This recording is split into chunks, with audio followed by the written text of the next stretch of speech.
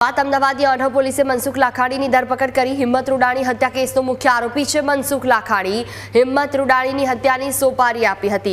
મનસુખ લાખાણીએ છેલ્લા ઘણા સમયથી બંને વચ્ચે જમીન બાબતે વિવાદ ચાલતો હતો। ગઈકાલે રાત્રિના સમયે મનસુખ લાખાણીની ધરપકડ કરવામાં આવી છે। પોલીસે મનસુખ લાખાણીને તેના ઘરેથી પકડી પાડ્યો છે। વધુ માહિતી સાથે સંવાદદાતા મિહિર ફોન લાઈન પર જોડાયા છે। મિહિર, અમદાવાદની અઢવ પોલીસે મનસુખ લાખાણીની ધરપકડ કરી, શું વિગતો, શું આગળ તપાસ થશે? બિલકુલ, જે પ્રમાણે અમદાવાદમાં વિરાટનગર બ્રિજ નીચે જે બિલ્ડરની મૃતદેહ છે જે મળી આવ્યો હતો, કારની ડિક્કીમાં, તેની સામે ડિક્કીમાં તેનો મૃતદેહ મળી આવ્યો હતો। એટલે અત્યારે હાલમાં તે સમગ્ર બાબતે જે આરોપીઓ હતા ગતરોજ તેને ધરપકડ કરવામાં આવી હતી ને ત્યારબાદ પોલીસ દ્વારા જે મુખ્ય આરોપી હતો કે જેના દ્વારા આ સમગ્ર જે પ્લાન છે રચવામાં આવ્યો હતો તે છે મનસુખ લાખાણી કરીને જે પોતે હતો, તેણે આરોપીઓને સોપારી આપી કે તેના દ્વારા હિંમત રૂડાણીની હત્યા કરવામાં આવી। સમગ્ર મામલો મનસુખ લાખાણી જે પોતે મુખ્ય આરોપી હતો તેને અઢવ પોલીસે પકડી પાડ્યો છે। અત્યારે હાલમાં છેલ્લા ઘણા સમયથી બંને વચ્ચે જે વિવાદ ચાલતો હતો તે બાબતે પૂછપરછ કરવામાં આવી છે અને સાથે જ તે ગઈકાલ રાત્રિએ જે મનસુખ લાખાણીને છે તે પકડી પાડવામાં આવ્યું છે। અત્યારે હાલમાં જે પ્રમાણે આપ દ્રશ્યોમાં જોઈ શકતા હશો કે હવે તે બાબતે જે એસીપી સાહેબ છે તે પોતે હવે પ્રેસ આપશે અને સાથે જ વધુ વિગત છે અત્યારે જણાવશે।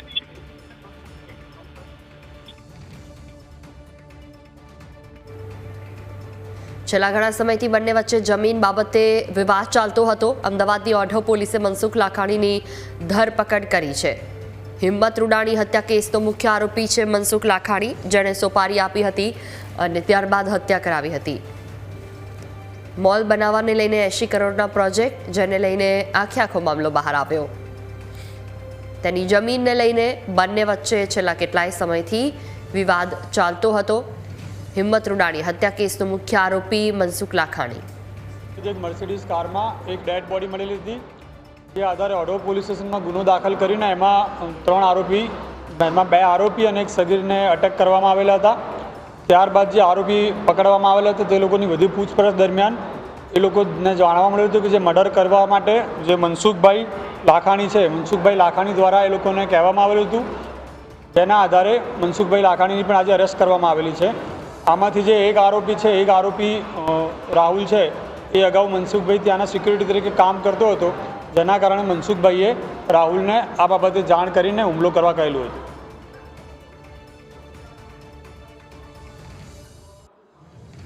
અગાઉ કેટલાક સમય પહેલાં મનસુખભાઈએ જે એક આરોપી છે, આરોપીને 50,000 રૂપિયા આપેલા હતા અને 50,000 રૂપિયા આપીને એવું કહેલું હતું કે ભાઈ તું અમને હાથ પગ તોડી નાખજે, પણ એ દરમિયાન એણે આ કામ કરેલું ન હતું અને ત્યારબાદ મનસુખભાઈએ ફરી તેને જણાવ્યું કે આ કામ તે કર્યું કે ના કર્યું। ત્યારબાદ આણે હત્યાનો પ્લાન ઘડ્યો હતો। આપવા માટેની જે હાલ આરોપીની પૂછપરછ કરતા આરોપી એવું જણાવે છે કે કામ થઈ ગયા બાદ અમને 1 કરોડ રૂપિયા આપવાના હતા, પણ એ બાબતે હજુ વધુ વિગત ચાલુ છે કે ભાઈ ખરેખર એ લોકો વચ્ચે શું વાતચીત થઈ હતી કે શું નથી થઈ। હાલમાં એવું પૂછપરછમાં કહે છે કે અમને રોકડા રૂપિયા તેમજ મકાનની લાલચ આપી હતી।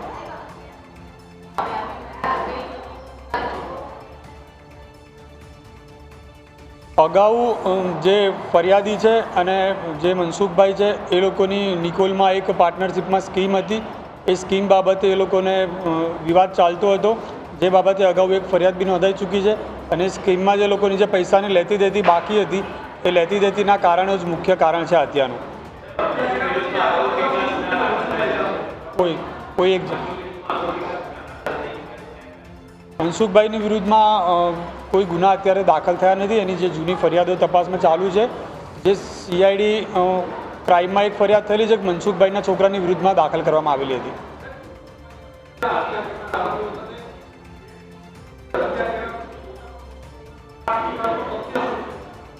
જે પણ અમને મોબાઈલ મળેલા છે, જે પણ આરોપીઓને તમામ મોબાઈલ અમે FSLમાં મોકલશું।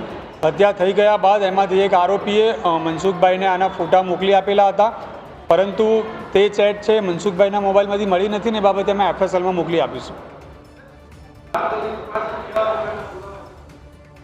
હાલમાં આ લોકોનું અગાઉનો જે વિવાદ ચાલતો હતો ત્યાંથી લઈને આ લોકો આરોપીને ક્યાં મળ્યા હતા, ક્યાં નક્કી થયું હતું, આ લોકોએ કોઈ રેકી કરેલી છે કે કેમ, ને ત્યારબાદ બનાવ બન્યા બાદ આ લોકો ક્યાં ક્યાં ફર્યા હતા અને હથિયાર ક્યાં છુપાડેલું છે, તમામ બાબતની તપાસ કરવામાં આવશે FSLના ટેકનિકલ સોર્સ લઈને આમાં તમામ પુરાવા ભેગા કરવામાં આવશે. મનસુખભાઈની હાલમાં પૂછપરછ ચાલુ છે અને એ લોકોએ આવું કારણ શું હતું, આ લોકોને ક્યાં મળ્યા હતા, ક્યાં સોપારી આપી હતી, તે તમામ બાબતની પૂછપરછ કરવામાં આવશે. એ લોકોની જે પાર્ટનરશિપમાં સ્કીમ હતી એ સ્કીમ બન્યાના થોડા બાદ બંનેને વિવાદ થયેલા હતા. ત્યારબાદ એ લોકો એક ફરિયાદ પણ નોંધાયેલી હતી. એ લોકો વચ્ચે ક્યારેક સમાધાનની પણ વાતોચીતો થતી હતી. ત્યારબાદ અગાઉ મારામારીની વાત થયેલી હતી, પણ મારામારીની વાત થઈ નથી, જેના કારણો થઈને કેટલાક દિવસ પહેલાં આ રીતની વાત થયેલી હતી. મનસુખભાઈના દીકરાનું નામ કિંજલ લાખાણી છે અને હાલ સુધીની અમારી જે તપાસ છે એમાં મનસુખભાઈનો રોલ આવેલો છે. આથી મનસુખભાઈને અટક કરેલા છે. જે સ્કીમ છે નિકોલ વિસ્તારમાં આવેલી છે. જે એમની સ્કીમનું જે મિલકત હતી એ 25 કરોડની હતી, પણ જે અગાઉ ફરિયાદ દાખલ થયેલી હતી તેમાં 1.5 કરોડ રૂપિયાની છેતરપિંડી બાબતેની ફરિયાદ દાખલ થયેલી હતી.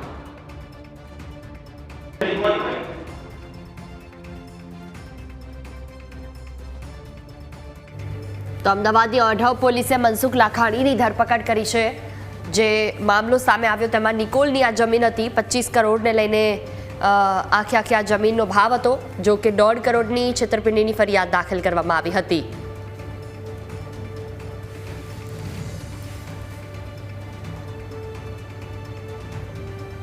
તો અમદાવાદની ઓઢવ પોલીસે હિંમત રૂડાણી હત્યા કેસમાં મનસુખ લાખાણીની ધરપકડ કરી છે. તેનો પુત્ર કિંજલ લાખાણી, જો કે હજી તેની કોઈ બાબત સામે નથી આવી.